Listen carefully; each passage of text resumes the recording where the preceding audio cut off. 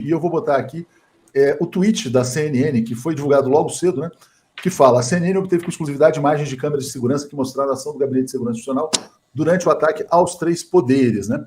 E o que está sendo dito? Que, na verdade, o governo teria colaborado com o 8 de janeiro. Essas imagens comprovam aquilo que nós já sabíamos, que houve uma operação militar que se destinava, na minha avaliação, a enfraquecer o governo Lula.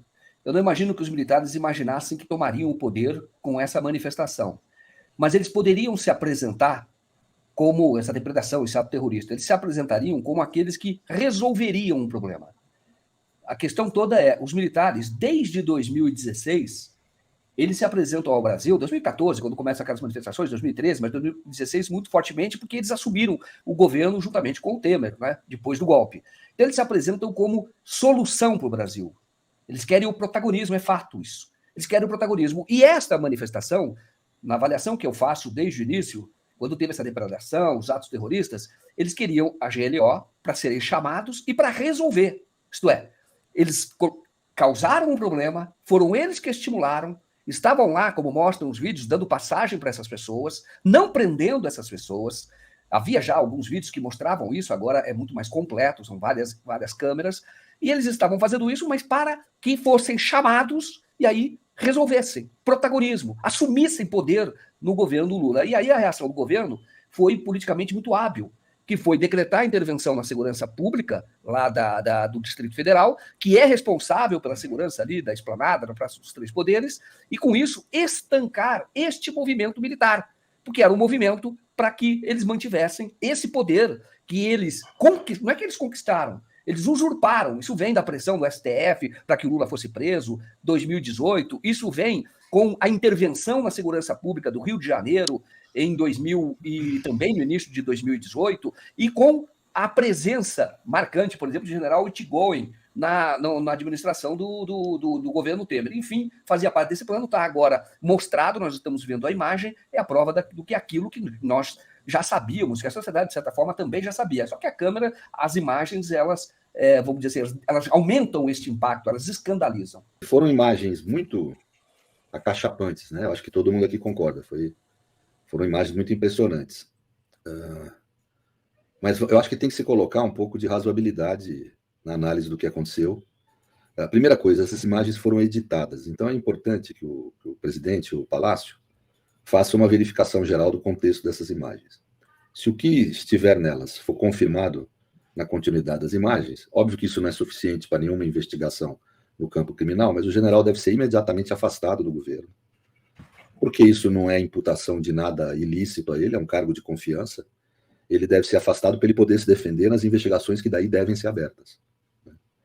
E porque ali há o cometimento de vários crimes, aparentemente. Acho que o presidente deveria ouvi-lo e acho que deveria ver as imagens, mas em confirmando que está ali, se não foi um jogo de edição, esse ministro precisa ser afastado. Quais são os crimes, Pedro? Só para a gente explicar. Olha, são diversos. Eu acho que até participação em golpe de Estado e atentado ao Estado de Direito, associação criminosa, dano ao patrimônio público. Daí ele participou do crime. Né? É impressionante. Quando ele acumplicia, quando ele orienta como eles devem fugir, isso tudo é participar da conduta, de todas as condutas criminosas que estavam havendo ali, gente. Está no artigo 29 do Código Penal. Todos os partícipes respondem pelos crimes cometidos. Veja, eu não estou falando que ele fez isso, precisaria ver o contexto, ver as provas. Né? A suspeita é de que ele tenha participado de todos os crimes cometidos ali. É grave. Leva a perda da patente, leva uma pena de pelo menos 15 anos e ser julgado perante a Justiça Civil. Isso porque não é um crime previsto, não são crimes previstos na lei militar, e não são crimes militares. Né? O segundo aspecto que eu acho importante é o político. Eu tenho visto aí a extrema-direita se rebulindo, como se isso fosse a prova da participação do governo federal. Não. Esse general virou chefe do GSI não porque ele é lulista, não porque ele participou da frente democrática contra o bolsonarismo, é porque ele é um general. Isso indica a questão maior, que é a participação de militares nesses crimes. Né? E aí eu acho importante tratar também da questão da suposta CPI. Não deve ser aceita nenhuma CPI genérica. Primeiro porque a Constituição proíbe. A Constituição determina que uma CPI deve se dar em cima de fatos certos e determinados. Por isso, querer investigar tudo o que ocorreu aquele dia não é papel do parlamento, é papel da justiça, como está sendo feito. Né? Por isso, é uma questão institucional importante. Agora, é totalmente possível termos uma CPI para investigar a atuação dos militares no que houve dia 8 de janeiro. Isso eu acho absolutamente possível, sim. e talvez até desejável. Alguém, o parlamento, tem que investigar essa participação de militares nos crimes que houveram, né, que houve. Né? E acho que essa coisa tem que ser posta claramente para todo mundo. Quer dizer, ali ele foi...